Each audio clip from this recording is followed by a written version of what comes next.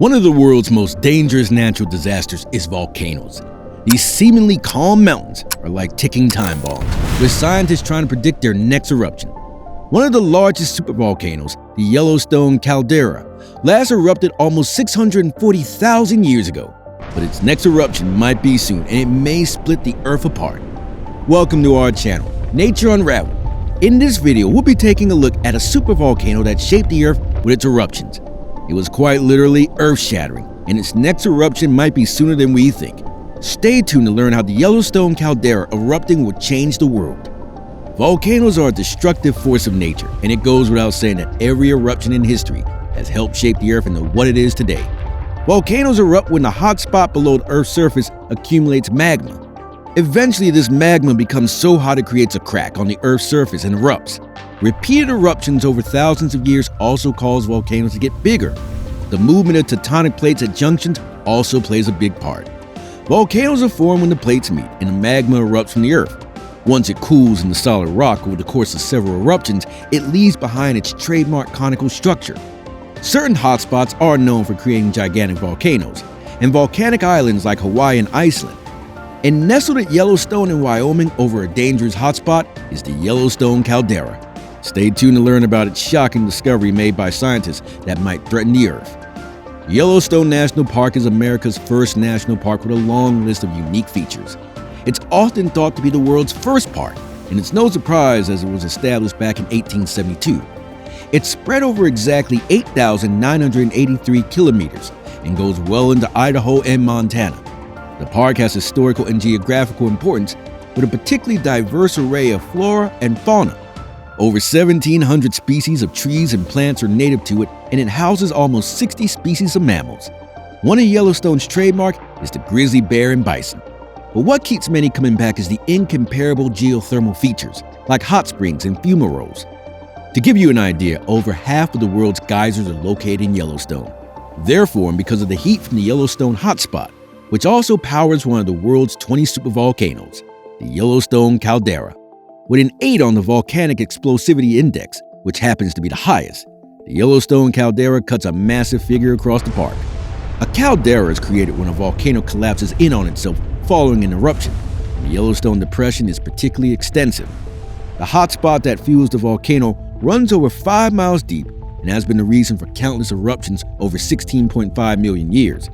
It's classified as a supervolcano because it has had eruptions that reached 8 on the VEI, which means it also affected over 1,000 kilometers. Around 12 are classified as super eruptions, which clearly indicates their power. As part of the Rocky Mountains, it's a renowned name with over 4 million tourists visiting Yellowstone National Park annually. But wait until you hear about its destructive eruptions. The first eruption happened over 2.1 million years ago, and it led to the creation of the island park Caldera. With a solid 8 on the VEI, it was 2,500 times more powerful than the infamous Mount St. Helens eruption back in 1980. And if that eruption affected its surroundings so much, you really don't want to know what the next Yellowstone eruption might do. You'll get a good idea of what nature is capable of from this video, but if you want to know more, like and subscribe, and make sure to hit the notification bell to keep up with our videos. The resulting ashfall even resulted in the Huckleberry Ridge Tuff, with the super eruption covering over 2,500 kilometers. The fall from the eruption was over 1 foot across the area, with a deposit from the hotspot leading to the production of the ashfall fossil beds in Nebraska. Granted, they were from an earlier eruption almost 11 million years ago. The caldera also has the Snake River Plain in the southwest. Its structure gives you an idea of how the Yellowstone hotspot runs because of several older calderas, even if they're now covered up. Scientists can observe where the hotspot is situated using these. Of course, the eruption was followed by other volcanic movements, but none of this magnitude.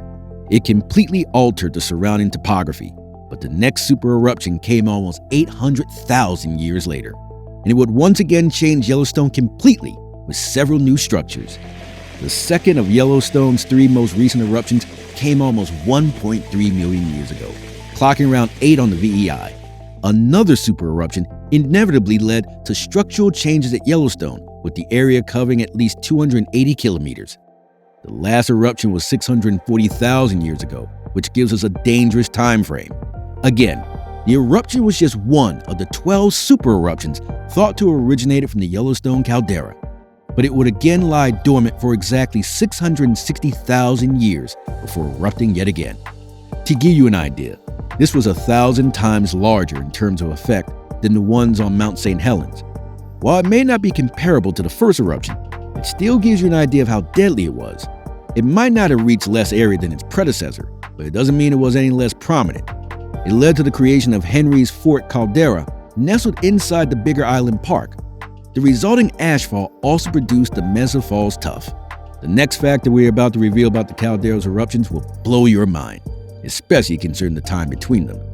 We mentioned that the Yellowstone hotspot remains active and has had several volcanic movements over the years.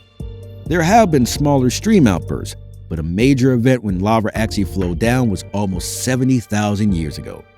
Yellowstone also experiences between 1,000 and 3,000 earthquakes on average each year, even if most are hardly noticeable because of their low magnitude. Still, that doesn't mean nothing is happening underground.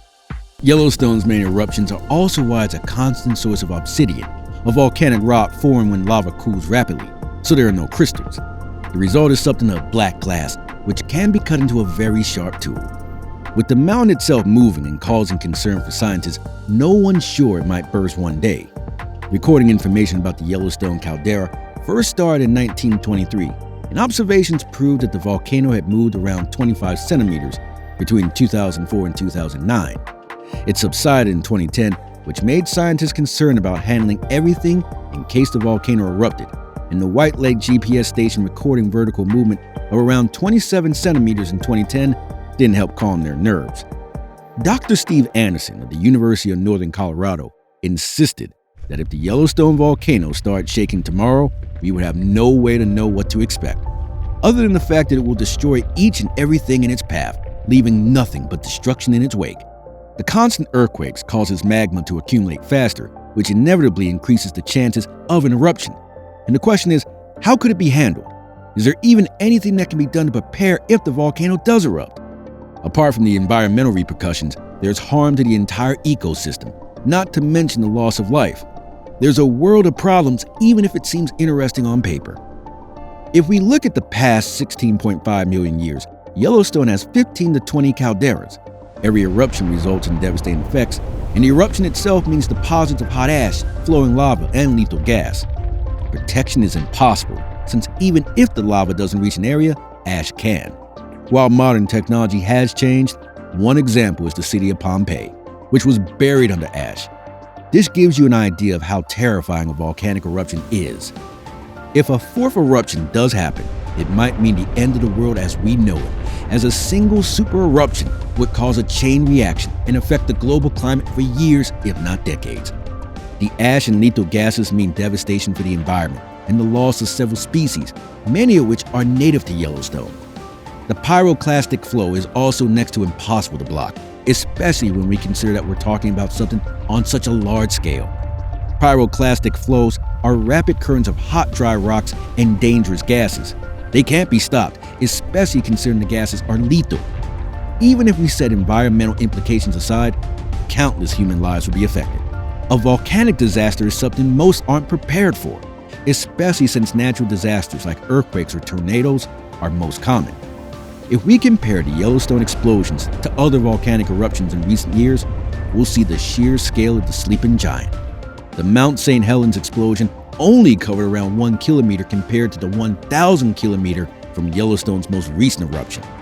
It's clear that the disturbance will cause the Earth to rip open, but will it actually happen? Scientists don't think so. Professionals from the United States Geographical Survey said an eruption was unlikely. At the same time, those from the Yellowstone Volcanic Observatory also state that any eruptions would likely be hydrothermal, meaning heat and water.